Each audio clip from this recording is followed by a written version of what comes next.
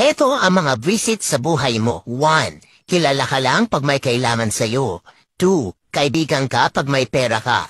3. Kahit nabigyan mo na, madamot ka pa rin. 4. Masama ang loob pag hindi mo napagbigyan.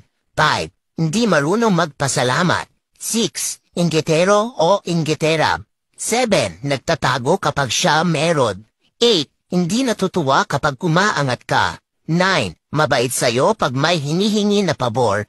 10. Kaibigan ka daw pero inilalaglag ka.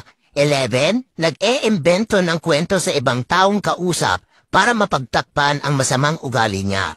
Kaya lagi mong tatandaan na ang pagiging mabuting tao ay hindi basehan sa kung ano ang natapos mo o anong relihiyon mo. Nakikita ito kung papaano mo itrato ang iyong kapwa-tao. Pero minsan kailangan mo magbago dahil hindi lahat ng tao na sa paligid mo deserve ang kabutihan mo.